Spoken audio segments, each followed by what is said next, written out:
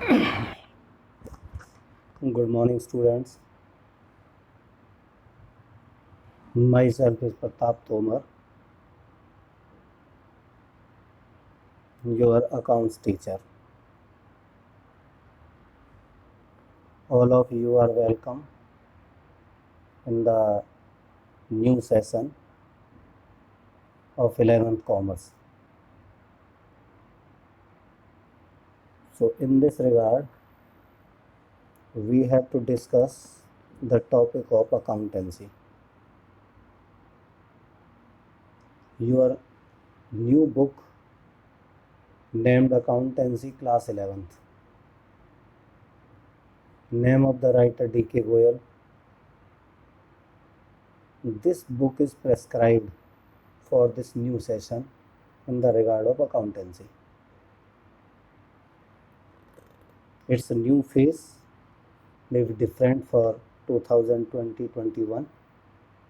So you have to purchase your book as per your resources. तो student अब हम देखेंगे कि हमारे अकाउंट्स के सिलेबस में क्या होगा। ये मैं एक फ़ोटो यहाँ पे आपको दिखा रहा हूँ, ध्यान से आप देखिए। ऊपर लिखा हुआ है CBSE syllabus in accountancy, paper 1, 3 hours 90 marks. तो अब इसको समझते हैं। There are the 2 part 1, part 2। Part 1 financial accounting part first, and part B जिसे पार्ट पहले में पार्ट ए, पार्ट बी में फाइनेंशियल अकाउंटिंग पार्ट सेकेंड। इसमें फर्स्ट में 2 यूनिट हैं और इसमें 3 यूनिट हैं। आज हम इसी यूनिट की बात करेंगे। उसके बाद यदि नंबर ऑफ चैप्टर्स आप देखेंगे तो हमारी बुक में ये नंबर ऑफ चैप्टर्स हैं। There are the 26 chapters. So today we have to discuss the chapter 1, meaning and objectives of accounting.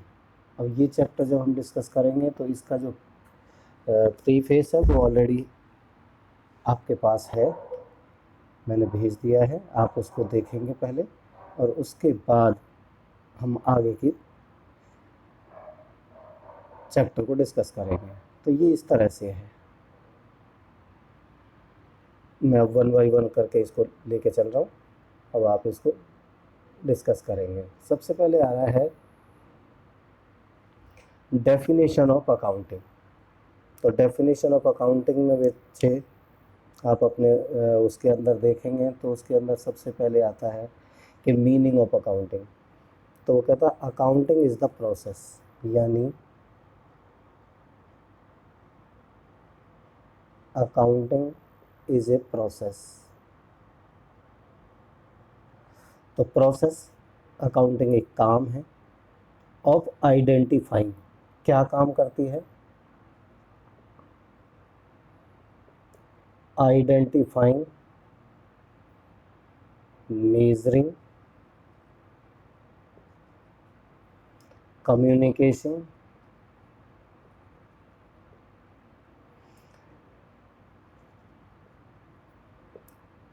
Information,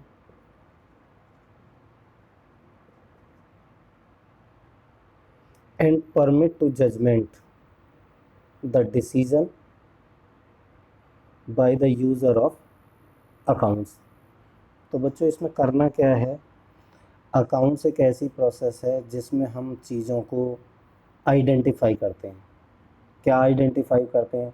क्या ये बिज़नेस से रिलेटेड कोई ट्रांजैक्शन है या नहीं है। सबसे पहले हम बिज़नेस से रिलेटेड ट्रांजैक्शंस को वहाँ पर आइडेंटिफाई करते हैं। नॉन बिज़नेस की हम बात ही नहीं करते। उनकी मेज़रमेंट करते हैं, कितने रुपए की कोई चीज़ है, उनको एक प्रेस्क्राइब फॉर्मेट में सेटअप करते हैं जिससे जिस पर्पज़ के लिए हमने उस अकाउंट के रजिस्टर को मेंटेन किया है, और जो उस रजिस्टर को आगे देखेगा तो उसे वहाँ से एक इन्फॉर्मेशन कम्युनिकेट होनी चाहिए प्रॉपरली कि इस रजिस्टर में क्या लिखा हुआ है, उसका क्या मतलब है और उसका क्या मेरे लिए यूज़ है। तो ये एक डेफिनेशन है, ये अमेरिकन अकाउंटिंग एसोसिएशन की तरफ से बनाई गई डेफिनेशन है, अच्छी डेफिनेशन है। थोड़ा आगे बढ़ते हैं, एक और डिफाइन है, वो कहता है accounting is an art of recording. सीधा मतलब है अकाउंटिंग एक आर्ट है, एक आर्टिस्टिक वर्क है। कोई भी आदमी अपनी चीज़ को कैसे भी रिकॉर्ड कर सकता है, लेकिन यदि सिस्टम से सारे लोग एक जैसा रिकॉर्ड करें तो उसका एक प्रॉपर सिस्टम, प्रॉपर एक लॉ बनता है, प्रॉपर तरीके से चीज़ों को समझा जा सकता है, जो हर आदमी एक दूसरे की बुक की बात को समझ सके। रिकॉर्डिंग, क्लासीफाइंग का मतलब एक जैसी चीज़ों को एक जगह रखो, दूसरी तरह की चीज़ों को दूसरी जगह रखो। इसका मतलब यहाँ पर क्लासीफाइंग का मतलब ये हो गया कि जैसे कैश से रिलेटेड ट्रांजैक्शन आपने एक जगह रख लिया, और जो ऑन क्रेडिट ट्रांजैक्शन है वो आपने दूसरी, यानी क्रेडिट मीन्स उधार वाली एंट्री आपने अलग रख ली, कैश वाली एंट्री, तो इसका मतलब क्लासीफाइंग। फिर उनको समराइज कर लो, जितनी भी एंट्री कैश से रिलेटेड हुई हैं उनको सबको हमने एक जगह इकट्ठा कर लिया, टोटल कर लिया इन ए सिग्निफिकेंट मैनर। इसका एक सिस्टम होगा, प्रेस्क्राइब फॉर्मेट होगा। इन द टर्म ऑफ मनी, सारी चीज़ मनी में रिकॉर्ड की जाएंगी, यानी कोई भी चीज़ क्वांटिटी में नहीं होगी कि जैसे 10 चेयर्स, आपने क्या करना है, 10 चेयर्स की वैल्यू 10 इंटू 200 रुपये की एक चेयर है, तो आपने 2000 रुपीज़ रिकॉर्ड कर रहे हैं। तो यहाँ पर वो कह रहा है कि क्वांटिटी आपने रिकॉर्ड नहीं करनी, क्वांटिटी को रुपये में कन्वर्ट करके मॉनेटरी टर्म में आपने रिकॉर्ड करना है। उसके बाद transactions and event which are in part of at least of a financial character, और इन सारी ट्रांजैक्शन में एक फाइनेंशियल करेक्टर होना चाहिए, पैसे का लेन देन होना चाहिए। तो हम उन चीज़ों को रिकॉर्ड करते हैं, जिसमें पैसे का रिकॉर्ड लेन देन नहीं होता, उन चीज़ों को हम अपने अकाउंट में रिकॉर्ड नहीं करते। तो ये दो डेफिनेशन है, आप इनको आराम से ध्यान से देखेंगे। उसके बाद आता है कैरेक्टरिस्टिक्स। अब हम इनको वन बाई वन यहाँ पर लेंगे। कैरेक्टरिस्टिक्स में पहला आ रहा है number 1, accounting is an art as well as science. इसका मतलब बेटा ये हुआ कि अकाउंट एक आर्ट भी है और अकाउंट एक साइंस भी है। इसका मतलब ये हुआ, आर्ट में आप अपने काम को अपने तरीके से कैसे कर सकते हैं, हर आदमी इस काम को अपने तरीके से अलग अलग कर सकता है। कोई रजिस्टर कैसे मेंटेन करेगा, कोई कैसे मेंटेन करेगा, कोई किसी तीसरी तरीके से उस चीज़ को रिकॉर्ड करेगा। तो ये तीनों आदमियों की एक अलग अलग आर्ट होगी। ये ए है, इसने दूध का हिसाब किसी और तरह से लिख रखा है, बी ने किसी और तरह से, और सी ने किसी और तरह से। तो यानी तीनों का आर्ट हो गया रिकॉर्ड करने का। लेकिन जब रिज़ल्ट हम देखें तो तीनों में रिज़ल्ट सेम निकलना चाहिए, तो वो फिर एक साइंस मानी जाएगी। तो उसमें ये इस पॉइंट में वो ये कह रहा है कि भाई देखिए, art is a technique of attaining some predetermined objectives. Predetermined का मतलब जो पहले से ही डिटरमाइंड है ऑब्जेक्टिव, जो आपने काम शुरू करने से पहले जो आपने दिमाग में रखा, अकाउंट करने से पहले जो दिमाग में रखा, वो प्री डिटरमाइंड हो गया। और accounting is an art of recording, वो रिकॉर्ड करना, कैसे रिकॉर्ड करोगे, classify, summarising in significant manner और in the term of money. वो जो डिफाइन में आ रहा है उनमें से ये पहली सारी चीज़ें, transaction with A view of a certain profit and financial. तो इसका मतलब यही हो गया कि आप तीनों अलग अलग तरीके से रिकॉर्ड कर सकते हैं, लेकिन इन तीनों में रिज़ल्ट हमारा सेम आना चाहिए। तो रिकॉर्डिंग एक आर्ट हो गई और रिज़ल्ट एक साइंस हो गया। लेकिन अब अकाउंट में ऐसा नहीं होता। अकाउंट में क्या हो गया कि सभी तीनों पार्टीज़ को एक ही प्रेस्क्राइब फॉर्मेट में रिकॉर्ड रखना होता है, और उस रिकॉर्ड में से सब में से सेम रिज़ल्ट डराइव किया जा सकता है। तो हम थोड़ा ये मान सकते हैं कि अकाउंट एक थोड़ा सा आर्ट भी है, अकाउंट थोड़ा सा एक साइंस भी है, दोनों का मिला जुला एक कॉम्बिनेशन बन जाता है। अब पॉइंट नंबर 2, दूसरा करेक्टर अकाउंट में क्या मिलता है। जब हम रिकॉर्डिंग करेंगे अकाउंटिंग को तो उसमें दूसरा करेक्टर कहता है recording of financial transaction only. और फाइनेंशियल करेक्टर मीन्स जो भी एंट्री है आपने जो रिकॉर्ड करनी है वो स्पेसिफिक सिस्टम से करनी है और उसमें एक फाइनेंसिंग करेक्टर होना चाहिए, यानी सभी एंट्री में रुपए की बात होनी चाहिए। हम क्वालिटी, क्वांटिटी,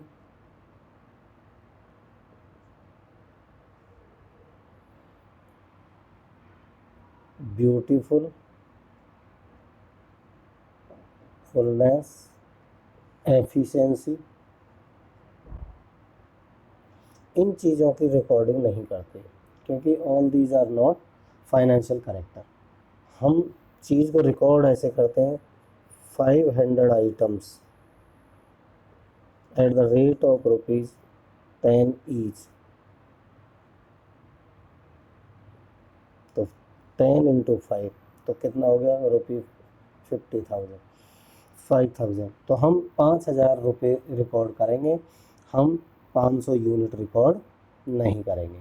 तो इसमें सभी चीज़ में यही आ रहा है कि जिसमें फाइनेंशियल करेक्टर होगा उसको रिकॉर्ड करेंगे, बाकी को नहीं करेंगे। तो इसमें आ रहा है कि जैसे चेंज इन फैशन, ये कैसा है, फैशन चेंज है कि आज लोग ब्लू कलर की चीज़ पसंद कर रहे हैं लेकिन अब लोग रेड कलर की, तो ब्लू से रेड चेंज इन फैशन है। तो ये जो चेंज आया ये अकाउंट्स में रिकॉर्ड नहीं हो पाता। चेंज इन गवर्नमेंट पॉलिसी जो चेंज हो रही है वो हम रिकॉर्ड नहीं करते, वो नॉन फाइनेंशियल है।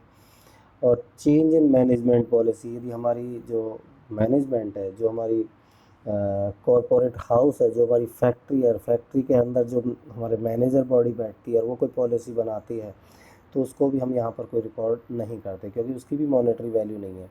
और strike by the employees strike कर दें तो भी उसके रुपए में उसको रिकॉर्ड नहीं किया जा सकता। तो ये सारी सारी आइटम क्या है, नॉन फाइनेंशियल इन करेक्टर। उसके बाद है मेजरमेंट और आइडेंटिफाइड ट्रांजैक्शंस। क्या मतलब है, द आइडेंटिफाइड बिजनेस ट्रांजैक्शन, पहले बिजनेस की ट्रांजैक्शंस को अलग करो, which can be quantified estimates and measure in term money, यानी मनी और मॉनेटरी बोथ आर सेम। बार बार वही बात आ रही है कि आप चीज़ों को कलेक्ट करोगे लेकिन मनी में कलेक्ट करोगे। उसके बाद जब मनी की बात होगी तो मनी में वो ये कह रहा है कि एक जिस कंट्री में हम काम करते हैं, जिस कंट्री में हम सरवाइव कर रहा है कॉरपोरेट हाउस, उस कंट्री का, जैसे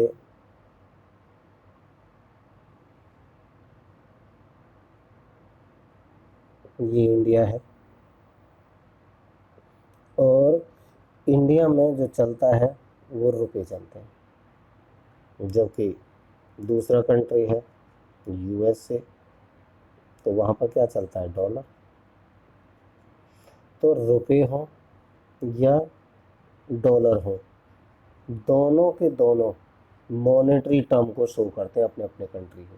तो आपने जिस कंट्री में काम कर रही है फैक्ट्री, उस कंट्री की जो मॉनेटरी वैल्यू जिस टर्म में भी यूज़ होती है उसी में हम इसमें यूज़ करेंगे अकाउंट्स में भी, चाहे वो डॉलर है, यूरो है, चाहे येन है, जापान में येन चलता है, चाहे किसी और कंट्री की बात हो। और दूसरा है क्लासीफाइंग। क्लासीफाइंग में वो कह रहा है, जब क्लासीफाई का मतलब होता है अलग अलग क्लास बनाना, तो वो कहता है accounting classifying business transaction, business के ट्रांजेक्शन अलग करेगा, नॉन बिजनेस की ट्रांजेक्शन अलग करेगा। All business transaction recorded in the journal. एक अभी नई बात आपके सामने आई है, ये बात समझिए कि all business transactions, are recorded in journal. Journal हमारा फर्स्ट स्टेप है, फर्स्ट स्टेप ऑफ रिकॉर्डिंग, उसको हम जर्नल कहते हैं, यानी उनकी जर्नल एंट्री करते हैं। तो बिजनेस छोटा हो, बिजनेस बड़ा हो, स्मॉल बिजनेस हो या लार्ज हो, दोनों ही केस में जर्नल एंट्री करनी पड़ती हैं। और पहले एंट्री जर्नल में की जाती हैं। ये अकाउंट का कैरेक्टर है कि भाई ये एक आर्ट है, साइंस है, इसमें फाइनेंशियल नेचर की आइटम को रिकॉर्ड किया जाता है, इसमें सिर्फ बिजनेस ट्रांजैक्शन को रिकॉर्ड किया जाता है। और इसके अंदर सबसे पहले एंट्री जर्नल में की जाती है। तो एक जर्नल बनेगा और स्पेशल बुक, जर्नल के बाद स्पेशल बुक्स हैं। स्पेशल बुक्स आगे आपके आएंगे, जैसे कैश नेचर की आइटम कैश बुक में रिकॉर्ड कर लें। ये आप ध्यान से देखिए, नई चीज़ आ रही है। नंबर 2, यदि आपका ऑन क्रेडिट सेल्स है तो उसके लिए आप सेल्स बुक बनाएंगे। यदि आपने ऑन क्रेडिट परचेज किया है तो आप परचेज बुक बनाएंगे। तो अब देख रहे हैं कि कैश ट्रांजैक्शन यानी नगद लेन देन हुआ है तो कैश बुक में, उधार में माल बेचा है तो सेल्स बुक में, उधार में माल खरीदा है तो परचेज बुक में। तो ये कैसी हो गई, स्पेशल बुक्स हो गई। सारी एंट्री जर्नल में होंगी, लेकिन जर्नल के बाद वो अपनी अपनी कंसर्न बुक में चली जाती है। ठीक है, उसके बाद इन चीज़ों के बाद transactions are placed in one called ledger. जब ये अलग अलग अकाउंट में जाती हैं चीज़ें तो हम उसको लेजर कहने लग जाते हैं। तो हमारे पास 2 एंट्री आ गई कि पहले जर्नल यानी first journal, number 2 ledger. Ledger में जब चीज़ें जाएंगी तो अलग अलग अकाउंट में अलग अलग उसमें ये चीज़ें जाएंगी। तो आज ने अभी जो आप सीख रहे हैं ये आप ध्यान से सीखें, चीज़ें धीरे धीरे समझ आएंगे। आपके लिए नया सब्जेक्ट है तो एक सेशन आपको लगेगा इंट्रोडक्शन, फिर दोबारा आने लगेंगी चीज़ें। तो अभी हमने 4 पॉइंट किए हैं, तो चारों पॉइंट को आप ध्यान से देख लें। उसके बाद आता है छोटे छोटे से 2 पॉइंट और है, समराइजिंग। समराइजिंग आपको पता है किस चीज़ों को इकट्ठा करना। तो कहता है अकाउंटिंग समराइजेज फाइनेंशियल ट्रांजैक्शन, सारी ट्रांजैक्शन फाइनेंस वाली होनी चाहिए और उनको अकाउंट इकट्ठा कर लेता है, एक जगह इकट्ठा कर लेता है। ठीक है, in such a way that classified can be presented in such a manner that information can be understandable, कि चीज़ें समझ आए बाई ऑल यूज़र्स। अब इसने एक वर्ड यूज़ किया यूज़र्स। यूज़र्स 2 तरह के होते हैं, एक इंटरनल और एक एक्सटर्नल। अब आपने दूध का हिसाब बनाया, आप अपने घर में दूध परचेज करते हैं तो उसका आपने रिकॉर्ड बनाया, ये डोमेस्टिक एग्जांपल है। तो उस दूध के हिसाब का यदि पेरेंट्स देखते हैं तो इंटरनल यूज़र है, छोटे बहन भाई देखना चाहते हैं तो वो इंटरनल यूज़र है। लेकिन यदि उसी चीज़ को पुलिस देखना चाहे कि जी आपका हिसाब गलत है कि नहीं है, डिस्प्यूट है, तो वो एक्सटर्नल यूज़र हो गया, क्योंकि उस हिसाब को पुलिस भी मांग रही, कानून भी मांग रहा, कैसे बनाया, तो उसकी यूटिलिटी हो गई। ऐसे ही अब देखिए आपके पास कंपनी है या एक फर्म है, तो उसका जो अकाउंट बनेगा उसके भी इंटरनल और एक्सटर्नल यूज़र होते हैं। तो इंटरनल में कौन आ जाता है, मैनेजमेंट। कहने का मतलब है कि ये प्रोडक्शन मैनेजर ने रिकॉर्ड किया, उसका अकाउंट कौन देखना चाहेगा, सेल्स मैनेजर देखना चाहता है, फाइनेंशियल मैनेजर देखना चाहता है, डायरेक्टर देखना चाहता है। तो उस अकाउंट का जो इंटरनल यूज़र्स हैं वो अदर डिपार्टमेंट के लोग हो गए, लेकिन यदि एक्सटर्नल की बात करें तो उसके अंदर आपके आ गए जैसे गवर्नमेंट हो गई, उसको देखना चाहे, टैक्सेशन अथॉरिटी देखना चाहे तो वो आपकी एक्सटर्नल यूज़र्स हो गए। तो उसको इस तरह से बनाना चाहिए कि दोनों तरह के यूज़र्स के लिए चीज़ें क्लियर होनी चाहिए। फिर कहता है in this process we have to prepare trial balance. Trial balance का स्टेपिंग कैसे होती है कि पहले जर्नल एंट्री बनेगी, कैसे होंगी वो आप आगे सीखेंगे। उसके बाद लेजर, लेजर का मतलब है अलग अलग अकाउंट। जर्नल एंट्री में तो सारी ट्रांजैक्शन एक पेज पे कर ली, उनमें से फिर कैश की अलग कर ली, सेल्स की अलग कर ली, परचेज की अलग अलग कर ली। फिर एक अकाउंट बनेगा जो ट्रायल बैलेंस की फॉर्मेट में बनेगा, और फिर उस अकाउंट में हम टोटल करके देखेंगे कि हमारा दोनों तरफ का टोटल मैच कर रहा है तो ऊपर की सारी ट्रांजैक्शन ठीक मानी जाएंगे। उसके बाद बनेगा ट्रायल बैलेंस। फिर उसके बाद क्या होगा, जब ट्रायल बन जाएगा एंड फाइनेंशियल स्टेटमेंट लाइक, जब ट्रायल बन जाएगा तो उसके बाद हम जब हमारे अकाउंट में क्या होगा, अगर लास्ट में कोई भी फर्म या कंपनी प्रॉफिट ही ढूंढना चाहेगी तो आपका जर्नल एंट्री एक स्टेप हो गया। उसके बाद लेजर पोस्टिंग हो गई,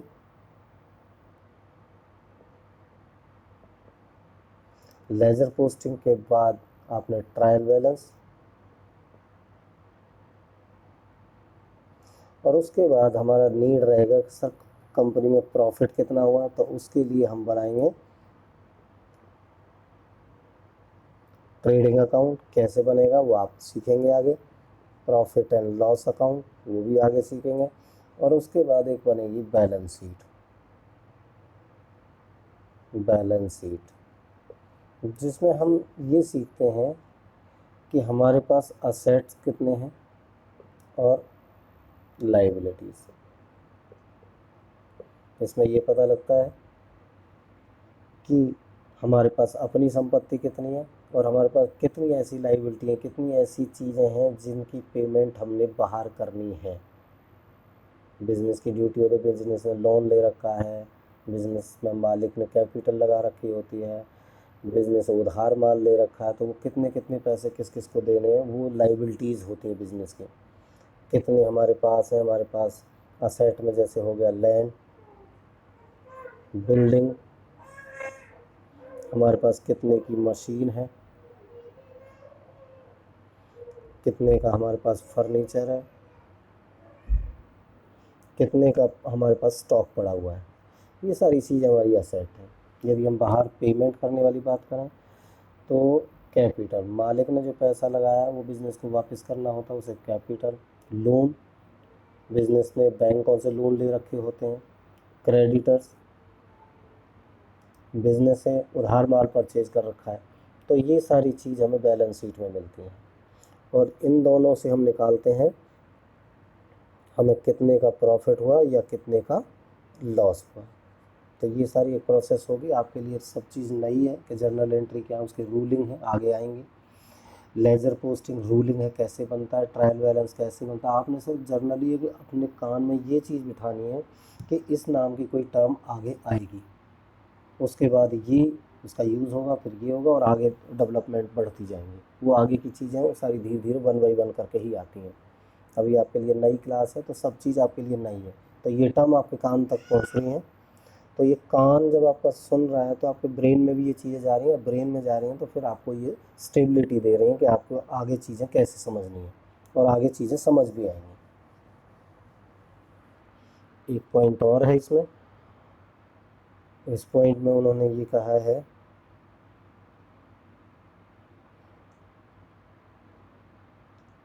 analysing interpretation. Analysis interpretation is also required to examine whether the business enterprise is earning adequate profit or loss or decrease as compared to the previous year। वो ये कह रहा है कि जब किसी चीज़ का विश्लेषण आप करते हैं, एनालाइज करते हैं, तो आप चीज़ों को कैसे मैच करते हैं, तो आपने देखा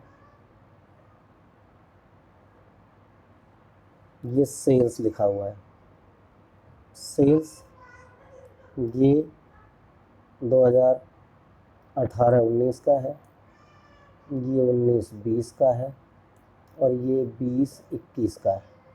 यहाँ पर आपकी सेल्स हुई 4 लाख रुपीज़ की, यहाँ पर सेल्स हुई 6 लाख रुपीज़ की, यहाँ पर आपने सेल्स कर दिया 12 लाख की। तो अब आप जब विश्लेषण करेंगे तो यहाँ से आप देखेंगे कि सर ये मेरा करंट ईयर है, तो प्रीवियस ईयर में कितना था। अब मेरे को 6 लाख, तो पिछली बार 4 था, 4 से हम 6 आ गए, तो कितना परसेंट हम बढ़ गए।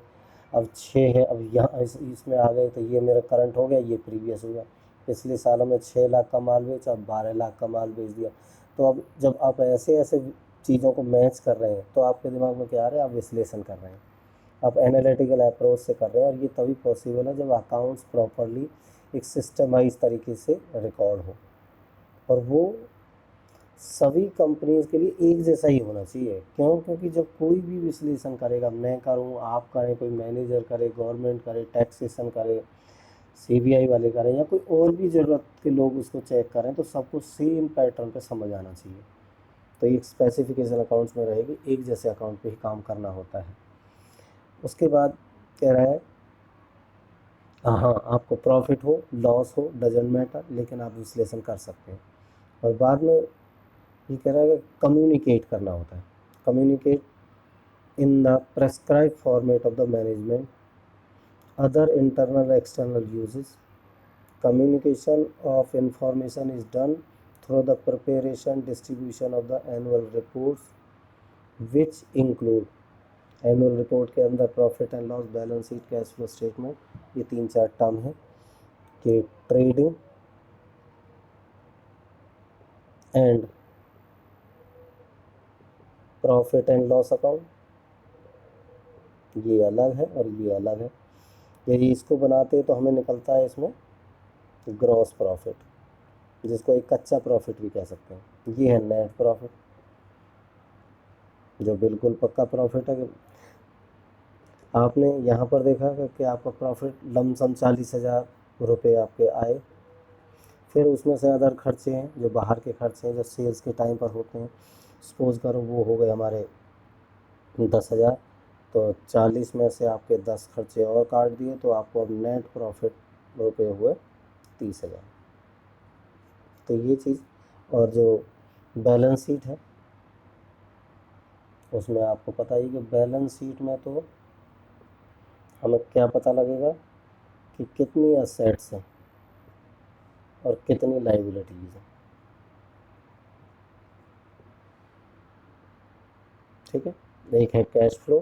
कैश फ्लो आगे की बातें हैं थोड़ा सा, कि इसमें हम ये ढूंढते हैं कैश फ्लो स्टेटमेंट कि हमारे बिजनेस में कितने पैसे आए और बिजनेस से कितने पैसे गए, कहाँ कहाँ से पैसे आए और कहाँ कहाँ पैसे गए, तो उसका भी एक स्टेटमेंट हम बनाते हैं। तो उसमें भी इस बात की जानकारी मिल जाती है। तो अभी आपका ये पहला चैप्टर स्टार्ट हुआ है, और मुझे उम्मीद है कि आपको टर्म थोड़ी थोड़ी सी आपके कानों तक आ रही हैं, दिमाग पर जा रही हैं, तो वो चीज़ें धीरे धीरे समझ भी आने लग जाएंगी। अभी तो हर चीज़ नहीं है कि ट्रेडिंग क्या है, रूलिंग है, प्रॉफिट एंड लॉस कैसे बनता है, रूलिंग है। लेकिन अभी आपने कहना कि ट्रेडिंग अकाउंट बनेगा जिसमें ग्रॉस प्रॉफिट ढूंढेंगे, आगे न्यूमेरिकल्स में प्रॉफिट एंड लॉस अकाउंट बनेगा, उसमें नेट प्रॉफिट की बात होगी, उसे कैसे ढूंढेंगे, उसका रूल कैसे है, ये बनती कैसे है, रिकॉर्ड कैसे होगा, क्या सारी चीज़ें अब आप आगे सीखेंगे। तो ये जो नोट्स है इसे आप फेयर भी कर लें, अपनी फेयर कॉपी बना लें, साफ़ सुथरी सी A4 साइज़ लेवल की कॉपी हो, उससे में इसमें फेयर कर लें, और इस वीडियो की मदद से इन सारे पॉइंट्स को समझने की थोड़ा सा कोशिश करें। Okay, thank you very much बेटा।